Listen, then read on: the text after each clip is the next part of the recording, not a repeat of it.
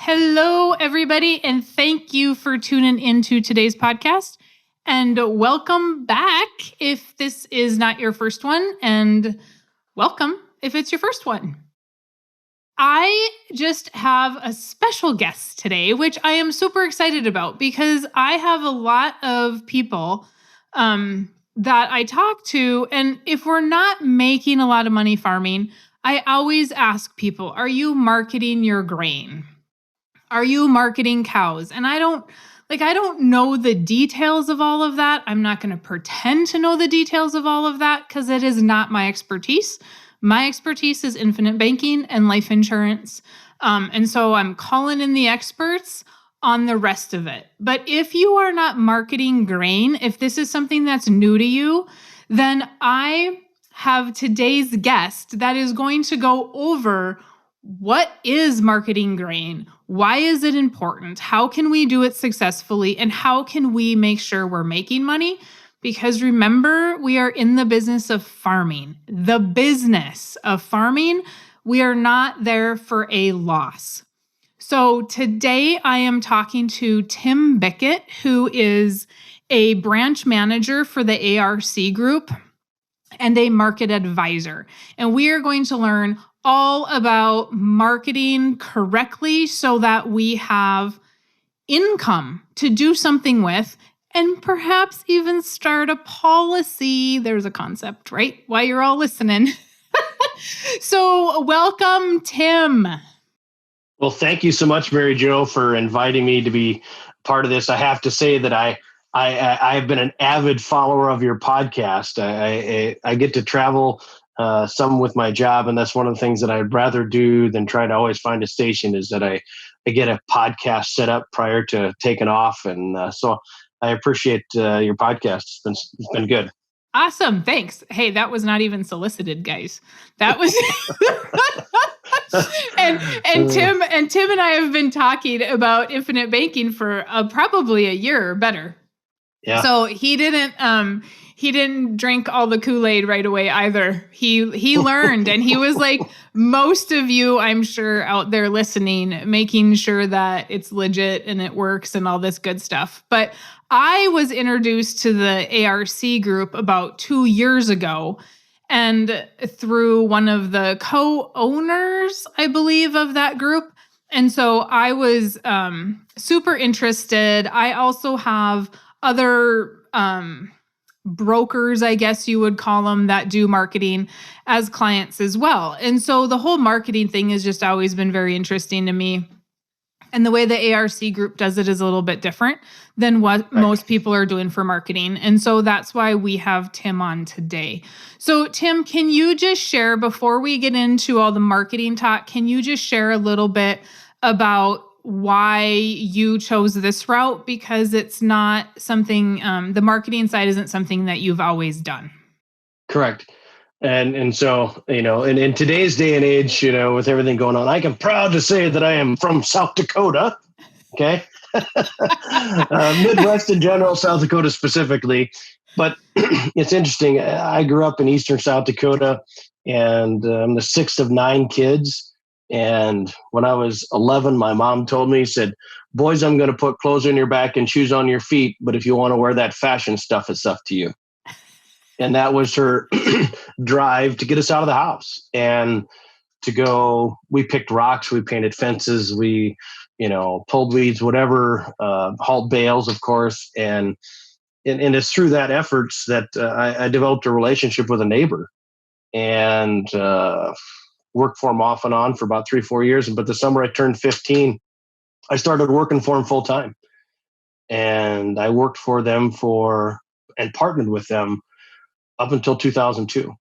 And it was a great relationship. And kind of his son was coming back into the operation, and I had an opportunity to put my animal science education to use in a different fashion. And it worked out for both of us, really. And it was part of their family transition. And so that led me into, doing sales and consulting. And Part of it is that I have a saying that I talk about a lot about ideal isn't always practical and practical isn't always ideal. And the good Lord feeds blind squirrels too, right? And so I never had an intention that I would have a sales and or consulting career. It was production agriculture. That's what I wanted to do. I wanted to be the guy growing stuff. But being led to where I'm at today, it's hard to envision life any other way. And I was in Saskatchewan a few years back. I was invited to speak at the Saskatchewan Stock Growers Conference and talk about cattle buildings that I was representing and helping people build cattle barns. And I, one of the participants asked me, kind of stuck their finger in my chest and said, "What gives you the right to come speak to us?"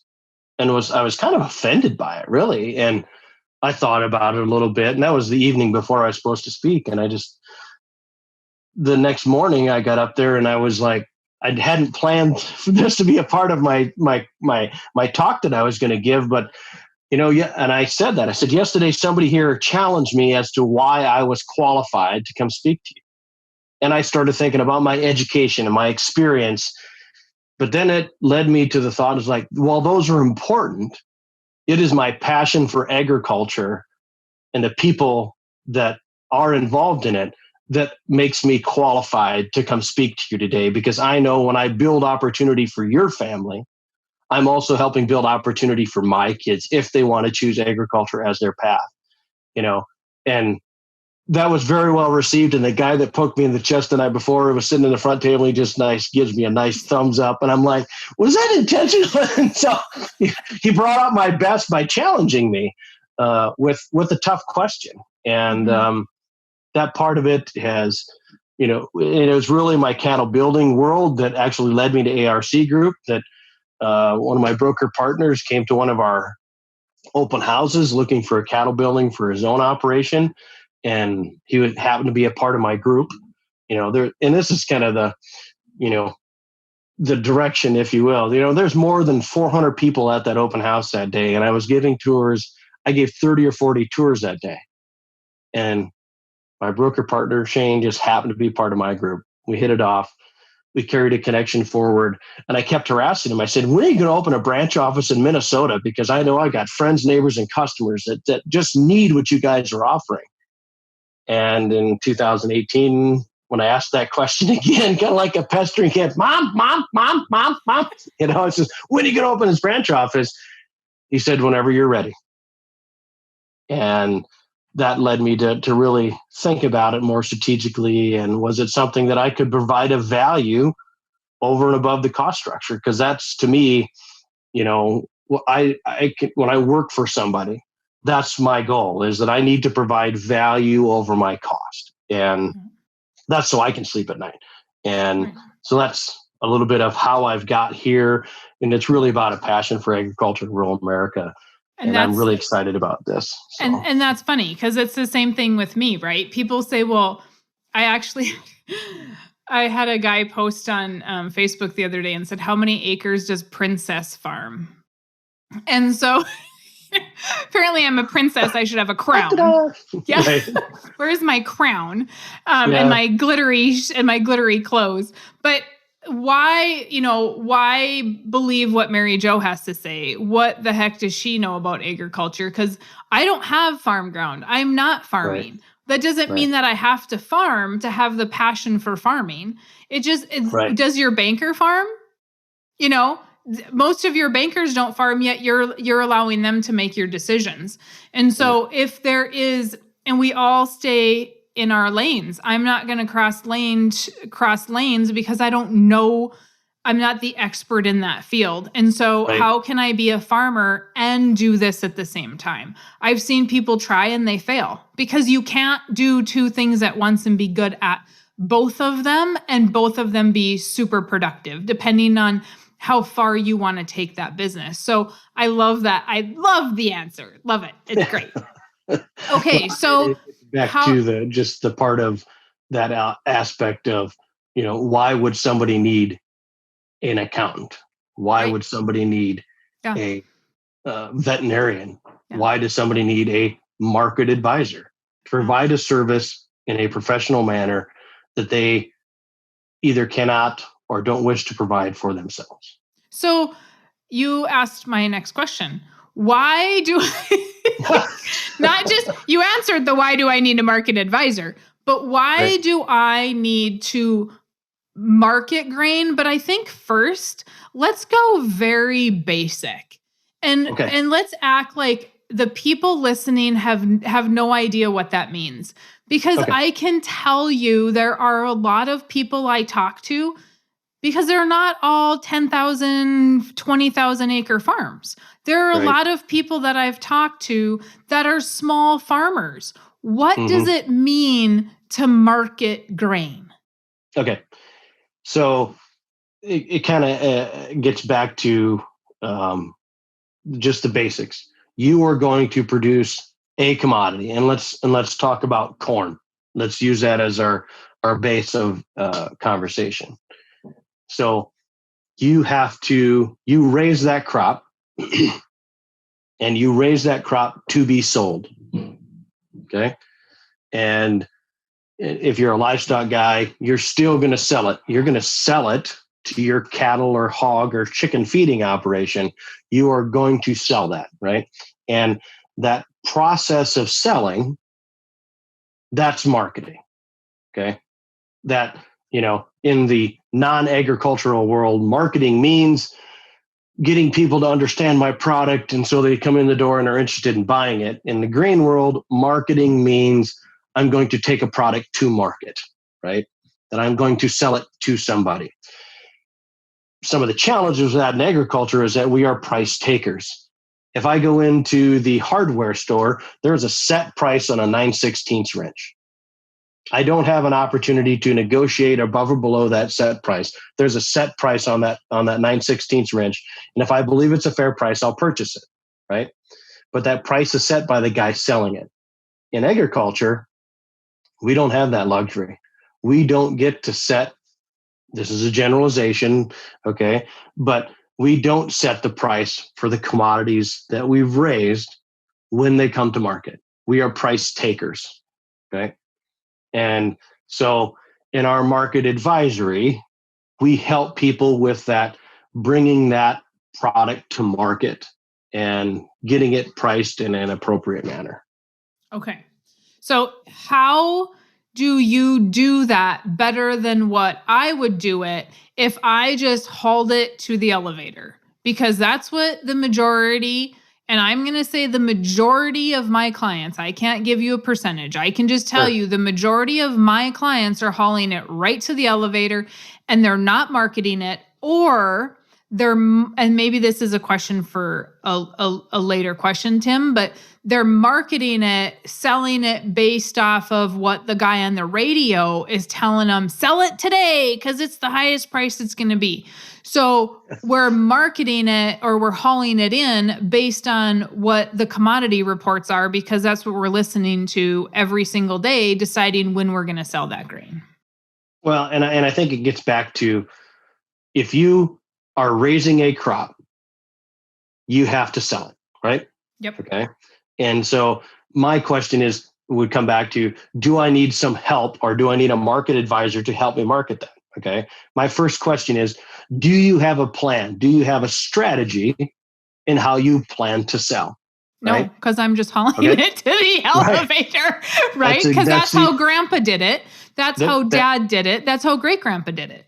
And that is one of the beauties of agriculture, but also one of our banes, is that we have this loyalty to history that, well, this is the way we've always done it. Why would I do it any different? And I imagine that in your line of business, you hear that more than most, but that's a part of it. And so, and if the answer to that question is yes, I have a strategy, the next question is, do you have the discipline and do you have the time to execute that strategy effectively? Okay. And if the answer to that question is yes, do you have emotional separation to execute that strategy? And do you still have somebody? Where do you get your information? Who is your advisor? Who is your, well, the guy on the radio is really good and I've done perfect. Okay. Wherever you get your information and however you develop your plan and however you execute it, that's great. But if you said no to any one of those three major questions, no strategy, and man, I never get it done. Okay. Then those are the two main questions. It says, yes, I probably need somebody to step in and help me. Define a strategy is great, but selling at the high is not a strategy. Okay. Because it doesn't take into account the significant complexity of the market. But at the same time, even if you have a well laid out plan, how do you execute it? Mm-hmm. Okay. And that's your question that you originally asked, was what makes us a little bit different? And that piece of it is execution, and doing substantial execution, meaning that I know of, when I often talk to new customers, they've done some. And it really kind of gets some marketing, but they've really not done enough volume to really make a difference. And that execution, and it's about helping people understand the market. That's part of what we do. It's about developing a plan for their operation. It's then executing that plan and being flexible inside that. And so do you help them, Tim, with the plan? Because yes. Farmers suck at plans. Sorry, guys. Sorry to all you wonderful farmers listening. But you're not been in those shoes before. Yeah. When people make an appointment with me, I send an email that says, these are the things I'm going to ask you and the things I'm going to need answers for. And most will show up with no idea that I even sent the email, and they haven't looked at it. They haven't read it. They don't know their numbers. And so what type of, do you help me with the plan? Do I need to know what my inputs are so that I know if I'm going to sell at a profit or not? And I have to do that homework because you're not doing it for me, are you? No. Okay. No. But I need to know it. Yeah, we have to have an idea of our cost of production. Now, we'll say this: the market doesn't care what your cost of production is. Okay. And I'll just take this year's corn. If your cost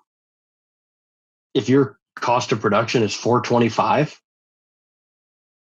did you have an opportunity to sell 2020 crop at a profitable level in the past 24 months? Maybe for 2 days. Okay. And so that's part of this plan, is that it isn't just about 2020. We were selling 2020 crop in 2019. I've got my eye on 2021 today. And that's really what our risk management part of marketing really comes in, is that it's having a plan to mitigate the risks that are inherent with producing a commodity. Okay. And this is a part where so I'm going to stop you. I'm going to stop you, because I think that people need to catch that. It's to mitigate the risk. It's not to eliminate the risk. It's not to just say, oh, okay, well, we have risk. We can't do anything about it. No, you can do something about it. You can mitigate it and have the plan that is done, where Ag Risk Consulting is doing it a little differently. We're mitigating it differently than what most are. We're not just shooting at the stars, hoping that we can sell high today, and haul it in today. And what if the elevator doesn't have room for it? Now, where do we go with it? Yeah. And so that part of it, and it's mitigating price risk. Okay. You have crop insurance that you have that mitigates weather risk. Okay. And what we do is a risk management plan to mitigate price risk. Okay. And and this is the part that's hard for some people to gather, that even if you have crop insurance and you're raising a crop, okay, you still have price risk. Okay. There are some components of crop insurance that help with that part of it, but you still have price risk, majority price risk. And if you're not doing any sort of pricing on that growing crop, from a price standpoint, you are 100% speculator. And how would your lender, whether it's yourself, because you've done a really good job with IBC, or it's a lender in town, if you said, you know what, I think I'm just going to speculate on this year's crop. because that's what you're doing without a plan that you're executing, is that you are, and speculating is assuming 100% price risk. Okay. And I love that. Are you a yeah, speculator or are you a marketer? yeah, there's a Because difference. I like Yep. that. I love it. Okay. And so the basics of the plan, without getting into specifics that really change and can take this to a 4-hour conversation, is that We don't there's have 4 hours. we don't have 4 hours. We don't No, have. is that we focus on three main areas, and that is price, and then carry, and then basis. Okay, and so we'll go back, and price is pretty well understood what that is, and we work to set our price using a pre-harvest seasonal incremental selling. Okay, that's kind of the process there. Carry. What is carry? Carry is the difference between our target contract month, say December, and the price of that same commodity contract a month in the future. Okay, so the difference between December 20 corn and March of 21 corn, right? There is in a normal market, the March contract is going to be worth more than December, right? Because there's a cost to store that commodity, right? And so there's historical analysis of that, but we want to try and maximize that on grain that we're going to store. And then in basis is the difference between the the nearby futures month and what is being paid at that local end user, the elevator, And that's such a good point that you brought up earlier about, if I normally have always delivered my grain to my local co-op, if I work with ARC Group, am I still going to deliver grain there? The answer to that question is yes, if they're the best price market for us. Okay. And that best price market can be because they're the closest, because they offer the best price comparative to other end users in the area. Logistics matter. And then we also have the emotional part of it too, that it's like, you know what, I want to deliver to the co-op because they do great things in my community, and that's worth, a nickel a bushel less for me just to do business with them. Perfect. Okay. My job is to not necessarily make a decision for you about where this grain is going to end up, but to give you all the information so that we make a decision that you're comfortable and confident with. That if you decide, I'm willing to give up a dime a bushel to do business with this particular end user because I want to, that's still your decision. My job is to make sure you know that there's a dime difference between using your preferred grain market end user to another. Mm-hmm. And it's, and if there's always a dime, even though we marketed to the preferred end user in 2019, in 2020, I'm going to remind you that there's a dime difference, and that's my job. And so that's basis. Some of that comes back to emotional though. And I understand that this is where I've always gone with it, but in my opinion, and this is just my opinion, not knowing anything, is I'm running a business. Yep. And I might take some of that to the co-op, but we don't have to take all of it there to lose a dime, because at the end of the day, we're in business to make a profit. And that is why we hired Tim, is to help us. So if we want to just keep doing what we're doing, don't bother hiring Tim, because you're not gonna make the profit, and we're here to make a profit. I have a customer today that sits on the board of a local cooperative. Do we market 100% of our grain to that particular cooperative? No. And he's like, because they've not had the best bid. Yeah. And he's okay with it. He's not going to get kicked off the board because of it, but he can sure take it into it. It's like, why am I not getting all your grain? Because you guys are 15 cents behind the market consistently. And this is what I really like about the ARC group, that when I was introduced to them, is we're not just taking it to the local elevator. We might be taking corn to a local hog producer. We might be taking it to some feedlot. They're not just looking at the normal outlets, and they have relationships with all these other people, that's what kind of sets them apart. And maybe I just haven't talked to enough brokers to know that. And maybe there are other ones out there doing that. But I like that we can help another farmer out along the way as well if they're closer.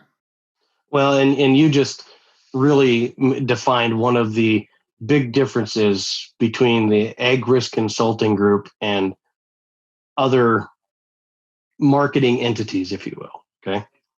Your local grain elevator has a marketing staff.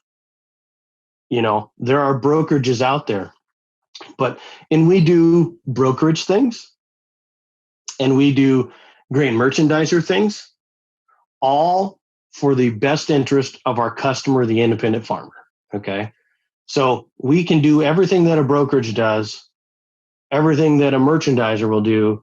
And yet at the end of the day, we're not tied to any specific end user until we are ready to make the delivery of that commodity, because we have chosen them because they're going to pay us the best out of in my local market. Okay. And we still have, and like you said, we have relationships with them. We're not trying to set up a whole different channel for that grain. Our job is, and a big word is arbitrage, determining value differences between different, locations. Okay. Yep. XYZ over here is paying 35 cents a bushel better, but it's going to cost us 40 cents to get it there. Well, we're not going to go there. And so all those things come into play as we are determining for each individual customer where their grain should go. The other part of that is, as we build a customer base in a specific geographic area, how we set up business, I am the cash market presence for my customers. I'm the one negotiating with local end users. And so that I may have 10 customers that all have 50,000 bushel of corn to sell. But when I present it to the end user, I'm presenting 500,000 bushels. Okay. Mm-hmm. And that's where we're licensed grain dealers in the state we operate in to be able to do that. Now, at the end of the day, the same customers that have always delivered to that particular end user, they may still go there, but they're delivering under the umbrella and they got better pricing because we pooled our bushels together. And the other side of that is that people are a little bit inherently lazy. And then if I'm a grain buyer and I know that I can make one phone call to the, Tim Bickett, ARC Group, and ask the question, how much grain you guys have? And they know that it's farmer direct bushels. We're not pulling out of some other stored area. It's all farmer direct bushels. And so the quality's high. And so we build that relationship with them, but they also know they have to compete for the bushels of our customers. And so those are the things that really excited me about why I wanted to, hitch my family's well-being to this group, is that we work for the farmer. Our goal is to help them stay independent. And the group is making that contract based on volume, where if I come in, I'm just one guy. So right. I don't have the pull necessarily that you guys have as volume. And so now that just makes sense to me, I guess. Right. Like, we're also independent. Farmers are such independent thinkers. They don't want to work. If we did things as a group and we pooled everything together and stopped fighting with each other, don't even get me on that topic, but I'm just going to bring that up. Right. Just stop fighting with each other and use a method of like this. That is exciting to me, because now we can have a bunch of smaller farmers still getting the benefits of a big farmer because we've grouped it together. Yep. And the gentleman that started, who is the founder of the ARC group? Justin Lovegrove. Okay. So when I heard Justin's story about why he started, I had a conference call with the whole group, and I might totally blow this story, but I really I'm going to give Justin a lot of extra credit. You're welcome, Justin. But when he came from a big operation, to just boil down his story, he came from a really large operation. And when he was working off the farm, realized farmers did not know how to market grain like the big farmers did. And he just assumed everybody knew that. And so Exactly. the ARC group started because Justin wants to help the smaller guy and teach you how to do what the big guys are doing. Yep. People, you do not, listeners, you do not get that. There are not a lot of people like the Justins of the world that say, hey, I'm going to give you the insider secrets. And he's doing that for you. And you get the benefit of that. You don't have to do business with the ARC group. You don't have, I don't care what you do. Ultimately, Tim doesn't care what you do. It's up to you to make that phone call and make that decision. Am I going to look into this and do something different versus what I've always done? And so you have to start somewhere. Yes. Now we are 30 minutes in. And so okay. I don't want to get too super long here because sure. There is so much to it. I can't tell you as a listener, I can't tell you how many times I've talked to Shane, I've talked to Tim, and I still don't understand even a little bit. Like when I try to explain IBC to people and they don't get it, that's kind of what I feel like when we talk about marketing grain. So I can't even, all I can tell you is I know people that have used the ARC group. I know people very close to me that have marketed with them, that have looked for years to try to find somebody that can explain hedging, that can explain marketing, that can do it differently, and so that they can understand it. And the ARC group came in and explained it so it could be understood. And this is the reason that I'm having Tim on today, is because he is the only person that has been able to truly explain it to me in layman's terms about what the heck is going on, because I'm not the smartest light bulb in the bunch when it comes to marketing grain, right? So at least I have a basic knowledge of it, but I also know that the majority of you listening are not marketing correctly or not marketing at all. And so if you want information on how to do it, Tim, do you charge those people for a consult? Nope, because that's how we start. Okay. We start with a phone call to start asking good questions. And we start by getting to know each individual operation, what crops you raise, how much on-farm storage is available, what are your cash flow needs, yada, yada. I get a list of questions that I need to kind of steer that conversation. And then if we continue on it, then we start laying out that plan and helping people get comfortable and confident with the process. With, our programs are designed that if you've never had a market position, that's okay. We'll help you. And my goal is to continually educate my customers as we go through so they get confident in what's going on. I had one of my customers call me earlier this spring, and it was at the beginning, probably early March, of this whole coronavirus scenario. And the markets were doing what markets do when there's uncertainty, and had some fairly strong volatility.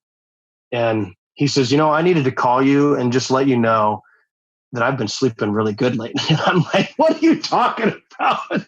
I don't care if you're taking Xanax or melatonin. Why are you telling me this? And he's like, no, you're not getting it. I've been sleeping well through all this craziness because I knew that we had a plan, and I knew that it was being executed, and I knew that you had my back. And if you needed something, you're going to call me. If something needed change, you're going to call me. But I knew that I had my trusted advisor doing what he was supposed to do. And he says, I didn't worry about it. Mm-hmm. And he said, when you first told me that, because that's one of the things that that he would have gained confidence in what we do. He says, I'm like, oh, whatever, type deal. Yeah. But he said it was so true in that moment of one of the most volatile periods in the past decade in the grain market, that he had confidence, and he had, for lack of a better term, some peace about what was going on. So that was really powerful and really invigorating for me. So that's huge because we do, and you mentioned it before, we're doing, as in the farm world, we're doing everything based on emotion. Like I planted that crop, I harvested it, my blood, sweat, and tears are in there. I don't want to sell it for nothing. Right. But if we have the plan, it's no different than having a plan to get away from the bank, right? Having a plan to pass off the farm to the next generation. If there's no plan, you're speculating. I just love that. I'm going to so steal that from you. You're speculating. You're hoping. You're speculating and praying. With your farm futures if you do not have not an inheritance, but just a transition plan. You're speculating on the farm's future ability to survive. Yeah. And so can you tell me, and maybe you went over this already, but the last time that we visited, you said the ARC group is a little bit different because they're looking at a history of what the market's done. Okay. So yes, when we are setting our pre-harvest prices, okay, we are right now we are pricing the crop that is being 2020, okay, and typically, and the historical best price for that crop is set between the end of January and the end of July in the crop year you're in, okay? So, and we do a lot of average. My joke is we're average marketers, right? And people say, why would I want to work with an average marketer? Because I'm not describing our quality, I'm describing our process. Is that I want to sell your crop in a time and get an average of what the market gave to us in that historical time frame, okay? That I'm going to sell, if you had 100,000 bushel to sell, we're going to do that over 100 days. We're going to price 1,000 bushel every day for 100 days, right? And at the end of that 100 days, we will have 100% true average of what the market opportunity was in that time frame. And another, story like so. My goal is, and I'm pretty, that I can sell at the high every year.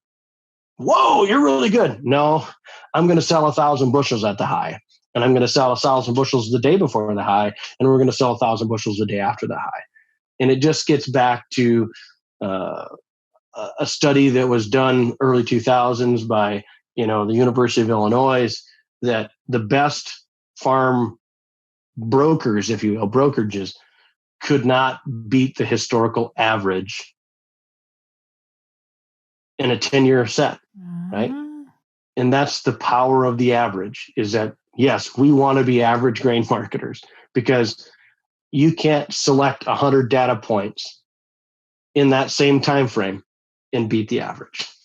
Oh my gosh. So people, like, if you're watching this on YouTube, you may have seen the light go off in my office because I finally get it. Oh my gosh. I have not gotten that for how many times we've talked. I have never gotten that. See, but it was the story. It was the story about being average, right? That is just all about being average. Yeah. That is truly what, like, that, it all clicked. Anyway, okay, so I'm excited. I'm excited about that because if I get it and there's people out there listening that have never understood it or why, because I do believe that is possibly what sets ARC group differently than anybody else I've talked to in the broker world. And my office used to be right beside a broker and I could not understand what the hell he was doing. So it is, to me, this makes sense. We're not just talking about every day he would talk about the markets and sell and this is what it's going to be tomorrow and projecting and history and maybe some of that is exciting and the trading of a day-to-day basis is exciting to you. Mm-hmm. But remember, if you're listening, the reason we use life insurance and not the market, the 401ks and IRAs and that sort of thing, the stock market, is because we want liquidity control and guarantees. And here, if we have an average, we have a little more of a guarantee. We're mitigating that risk versus taking all of that risk and deciding what day we're going to haul. So definitely like that makes sense to me because I'm not a risk taker and I want to know that I'm making a profit in my business. Okay. Right.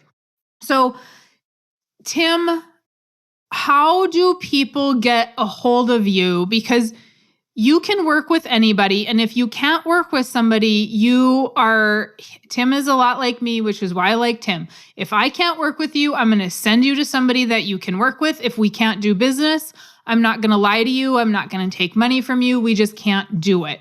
And so if it is not going to cost you anything to reach out to Tim, if he can't help you, he's going to be honest and tell you he can't help you. Because he's from South Dakota, Minnesota, North Dakota, we're all the Midwest honesty, right? And so Tim, how's your bacon? Okay, that is definitely Minnesota, not North Dakota. So how do people get a hold of you? So probably the easiest way, just reach out to me on my office phone. It's 507-295-3210. And wherever I'm at, that number tags with me, forwards to my cell phone when I'm out of my office. That works pretty well. Or you can drop me an email.